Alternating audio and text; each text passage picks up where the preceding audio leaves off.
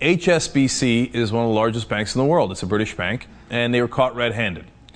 They were dealing with some of the top drug lords in the world. They were basically laundering their money for them, billions of dollars, but not just the drug cartels, but they were also dealing with terrorists, and not just any old terrorists, Al-Qaeda. Now, others as well, Hamas, the Iranian government, I mean, you name it, they did it all. But my God, Al-Qaeda, they laundered their money.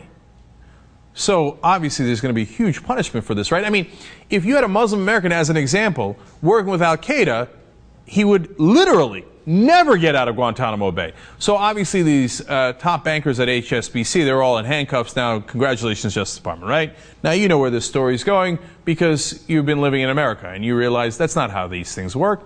It's because in our government now, the elites always win. There is never any punishment for them. So they just announced, and they're very proud about it, a $1.9 billion fine. And by the way, none of the executives will be punished. No one will go to jail. No one will go to trial. Of course, they're too big to jail. But that's literal. So let me read it to you. Here is The Guardian explaining the story. U.S. authorities defended their decision not to prosecute HSBC for accepting the tainted money of rogue states and drug lords on Tuesday, insisting that a $1.9 billion fine for a litany of offenses was preferable to the collateral consequences of taking the bank to court. Collateral consequences? What the hell are you talking about? Well, they explain. Had the U.S. authorities decided to press criminal charges, HSBC would almost certainly have lost its banking license in the U.S., the future of the institution would have been under threat, and the entire banking system would have been destabilized. Holy cow, do you understand that?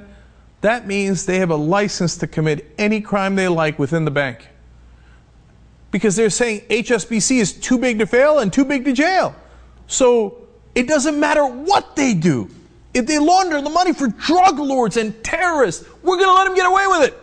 And by the way, if they do it again, we're going to let them get away with it again. Because if we did anything to them or their executives, it might endanger their license and then endanger the entire banking system. They said they fixed this too big to fail problem, didn't they? What a colossal joke that is. They're above the law, literally. They continue.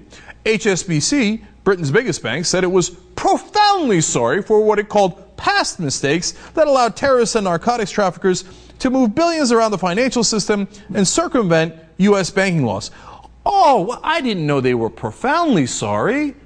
Well, then that ought to do it then. Oh, well, next time you go to court, if you've broken any law, just tell the judge it's okay. Just like the HSBC bankers, I am profoundly sorry for past mistakes. I mean, you're not going to punish me for that, right? I mean, those mistakes are in the past, and I already told you, I'm not just sorry, I'm profoundly sorry. What a joke. And then you might think, hey, $1.9 billion fine. Oh, wow, record, that's huge, isn't it? No, last year alone, they made $21.9 billion in pre-tax profits. It's a month, 4 weeks of their profits. So they make billions upon billions of dollars doing these, and then they give a small amount of it back and then laugh at you in your face. But wait. No, let's be fair. There's a little extra punishment for the executives.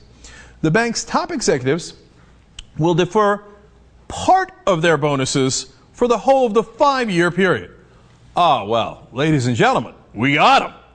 I didn't know they were deferring a part of their bonus. Well, okay, then deal with Al-Qaeda all you like. Yeah, of course. Go ahead and make billions from the drug lords. Now, if you were a drug mule and you carried a little bit of money or drugs across the border, do you think that if you said, hey, listen, you know what? I won't take my whole bonus. I'm profoundly sorry. Did they let you go? No, they'd lock you up for a long, long time, right? Well, if you weren't sure, well, you can be sure now, because I'm going to tell you the story of a woman who was actually punished about 15 years ago. And it's interesting because the New York Times happened to run a story about it on the same day, so that's why we get this story now. And Glenn Greenwald did a great job of pointing out the juxtaposition. Her name is Stephanie George, and there she is. It turns out that she had a little bit of cocaine stored in her house that her boyfriend was dealing. Well, what happened to her? Well, I'm sure she was profoundly sorry that everything was fine, right? Well, let me quote the New York Times. Even though you have been involved in drugs and drug dealing, your role has basically been as a girlfriend. This is what Judge Vincent said at the sentencing. You've always been basically been as a girlfriend and a bag holder and a money holder, but not actively involved in drug dealing. So certainly in my judgment, it does not warrant a life sentence. Certainly. Guess what she got? A life sentence. They said, sorry, there's a mandatory minimum, so you're going away for life. She had a little bit of cocaine and a little bit of money, HSBC had billions of drug money that they made billions of dollars off of. They're free to go. She had a little bit of money in a drug transaction in her house. Life sentence. Life sentence. She's still in jail 15 years later. They locked her up when she was 27 years old. So the New York Times explains, yet the judge had no other option on that morning 15 years ago, as her stunned family watched Miss George, then 27, who had never been accused of violence, was led from the courtroom to serve a sentence of life without parole. So you understand that? In both cases, they say there was no choice. Well, if you have a tiny amount of drugs or money involved with drugs, you must go away for life. We don't have a choice. We don't have a choice. But when top banking executives do it, again, we don't have a choice. We had to let them go. Gee, I wonder if we have a two-tier justice system. So show me the bankers. Here are the 4 bankers from HSBC that were testifying in front of Congress, right?